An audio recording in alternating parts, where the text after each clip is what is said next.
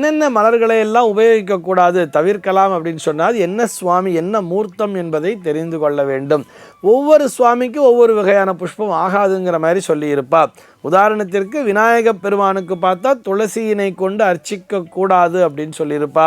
சூரியனுக்கு வில்வத்தை கொண்டு அர்ச்சனை செய்யக்கூடாது அப்படிங்கிற மாதிரி சொல்லியிருப்பா.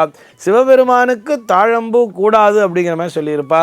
இதிலேயே ஒரு சில விதிவிலக்கெல்லாம் இருக்கும் தெரியுமா.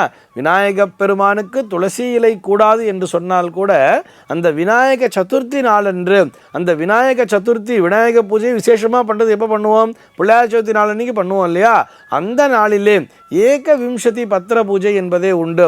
ஏக விம்சதி பத்திர பூஜைன்னு சொன்னால், பத்திரம்னு சொன்னால் இலை, அந்த ஏக விம்சத்தின்னு சொன்னால் 21 வகையான இலைகளை கொண்டு அந்த விநாயக பெருமானை அர்ச்சிக்க வேண்டும் என்று சொல்லி வரும்பொழுது அதிலே கூட துளசி பத்திரம் சமர்ப்பயாமி என்று சொல்லி துளசி இலையினை அந்த விநாயக சதுர்த்தி நாளிலே அர்ச்சிக்கலாம் அப்படின்னு சொல்லியிருக்கான்.